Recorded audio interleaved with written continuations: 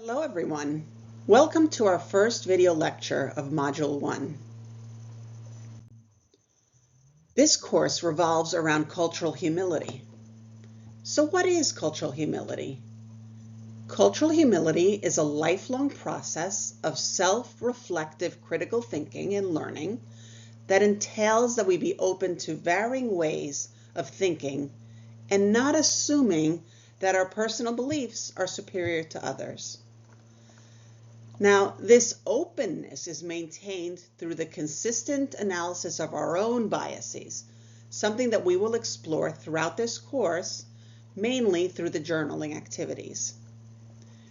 We must be willing to engage in difficult conversations about marginalized groups in our schools and communities. And it all begins with understanding our own biases and privileges and how they intersect with the social identities of others. There are two levels of cultural humility. The first one is intrapersonal. That means the level that is within ourselves.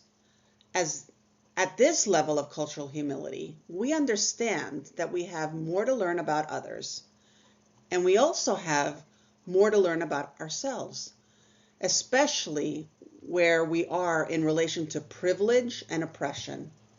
We will explore this at length in this course. The second level is the interpersonal level, and that is how we posture ourselves in relation to others.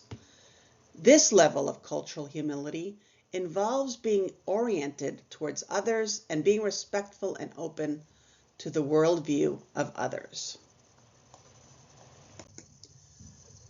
Now, as noted in the assigned reading, multicultural competence and cultural humility are two related concepts.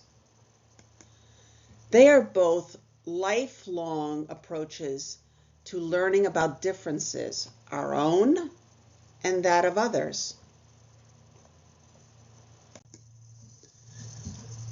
Multicultural competence has three components.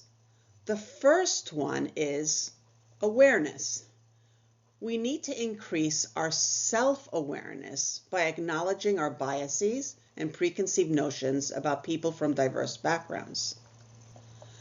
The second is knowledge. We need to be knowledgeable and informed on a number of culturally diverse groups, especially groups that we interact and work with. We need to also be knowledgeable about socio-political systems with respect to their treatment of marginalized groups in society. The third component of multicultural competence is skills. This involves our skills related to cultural sensitivity and how to behave around and advocate for members of diverse communities. This activity is a great way to start thinking about our sociocultural identities.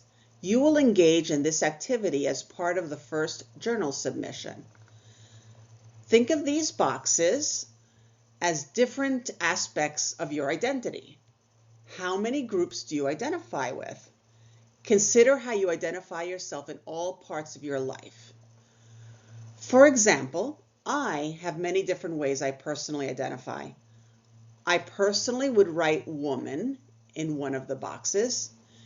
In another, I would write Latinx. I also am bilingual, and I would write that in a box. I identify as a mother, as heterosexual, as a child of immigrants. Those are some of my identities that I would put in each box. Next, you would circle 2 or 3 of the identities that are most important to you. For me, it is being a woman, a mother, and Latinx that are most important in my life. Then finally, what you should do is see how your identities intersect with each other. For example, My gender and ethnicity intersect tremendously as I identify as a Latina. I learned about gender roles in my family as well as growing up in the United States, being exposed to education and media. So have fun with your first journal entry. I look forward to reading it.